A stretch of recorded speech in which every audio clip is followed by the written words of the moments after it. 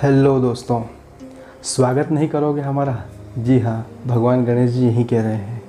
जी हाँ, भादव महीने की शुक्ल पक्ष की चतुर्थी को भगवान गणेश जी आ रहे हैं। 22 तारीख को आ रहे हैं भगवान गणेश जी, और गणेश चतुर्थी की आपको हार्दिक शुभकामनाएं। भगवान गणेश जी का जन्म उत्सव दोपहर के समय में हुआ था, और इस दोपहर के समय में, दिन के समय में भगवान का जन्मदिन हुआ था। और ये चतुर्थी का जो त्यौहार है, हम 11 दिन के लिए भगवान के लिए मनाते हैं। 11 दिन भगवान हमारे यहाँ रहते हैं, और इन्हें एक मतलब विघ्नहर्ता भी कहा जाता है भगवान को। तो हम उनकी पूजा अर्चना करते हैं, आरती करते हैं, और इन दिनों बहुत ही अच्छे पंडाल सजते हैं और झांकियाँ सजती है और बहुत कुछ होता है। मंदिरों में चहल पहल होती है, भगवान गणेश के गीत गाए जाते हैं, और बहुत कुछ अच्छे से मतलब धूमधाम से ये त्यौहार हर साल भारत में मनाया जाता है। लेकिन इस साल थोड़ा कोरोना वायरस के कारण हो सकता है कुछ समस्याएं आए, लेकिन आप अपने घर में भगवान की स्थापना करके भगवान की पूजा अर्चना बहुत अच्छे से कीजिए। 11 दिन भगवान की अच्छे से सेवा कीजिए। उन्हें 21 दिन माफ़ कीजिए 21 लड्डुओं का, 11 लड्डुओं का या 7 लड्डुओं का भोग लगाइए। गणेश चतुर्थी की शुभकामनाएं। भगवान गणेश जी का जन्म कैसे हुआ था? भगवान गणेश जी का जन्म ऐसे हुआ था कि एक बार माता पार्वती स्नान करने से पहले अपने मैल और हल्दी से एक बालक को उत्पन्न किया। जब उस बालक को उत्पन्न किया तो उस बालक का नाम गणेश रखा गया।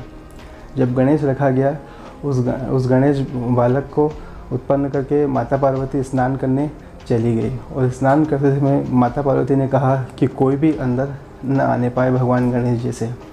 उसी समय भगवान शिव जी आते हैं, और वो अंदर जाने की बात भगवान गणेश से कहते हैं, लेकिन बालक गणेश भगवान शिव जी को अंदर नहीं जाने देते, और वो कहते हैं कि अभी हमारी माता स्नान कर रही है, इसलिए आप अंदर नहीं जा सकते।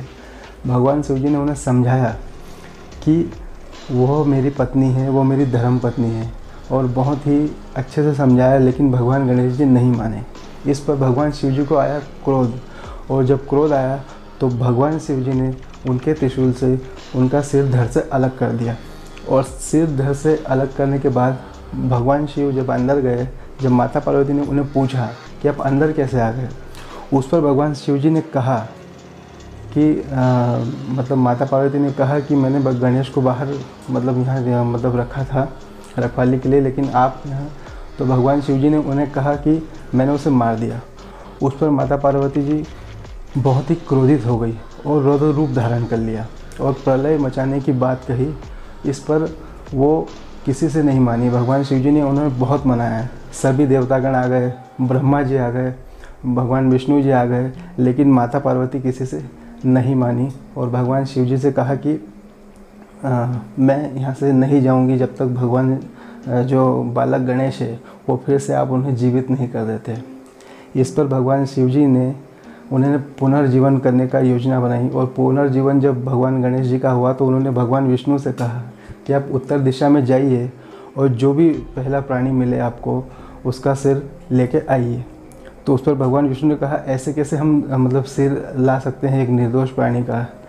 लेकिन भगवान शिव जी ने कहा कि ये आपका मैटर है, आप जाइए और जो भी पहला प्राणी दिखे आप उसका सिर लेके आइए।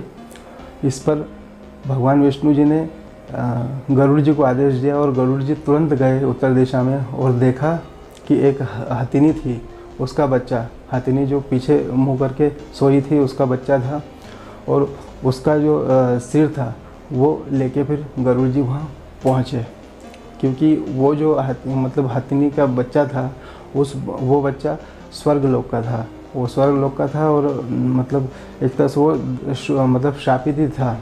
इसलिए उसे उस धड़ को ले गए और भगवान गणेश जी को फिर से पुनर्जीवन मिला।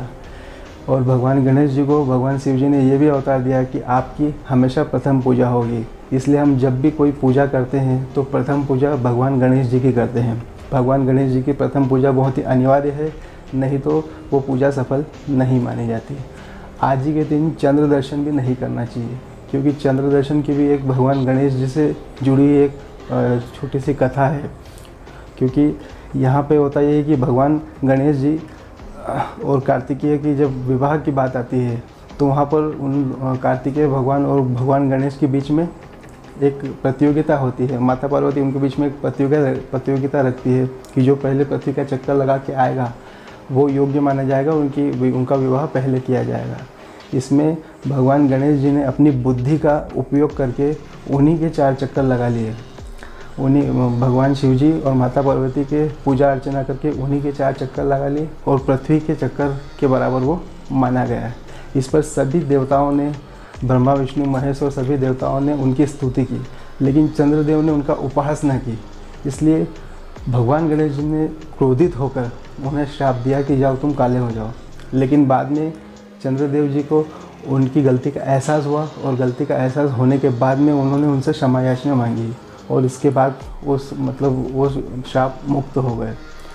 ऐसा कहते हैं कि जो श्रीमद् भागवत कथा में भगवान श्री कृष्ण को भी ये श्राप लग चुका था, क्योंकि ये गणेश चतुर्थी के दिन एक दिन चंद्र दर्शन कर लिए थे। लेकिन बाद में भगवान गणेश जी के द्वारा उनको एक मंत्र दिया गया जिसकी उपासना करके माफ कीजिए, भगवान श्री कृष्ण श्राप मुक्त हो गए।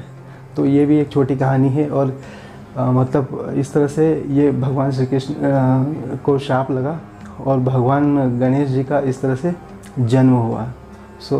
दोस्तों, आपको गणेश चतुर्थी की बहुत बहुत शुभकामनाएं। बहुत अच्छे से आप मतलब भगवान गणेश जी का स्वागत करें और आप अच्छे से उन्हें भोग लगाएं। धन्यवाद।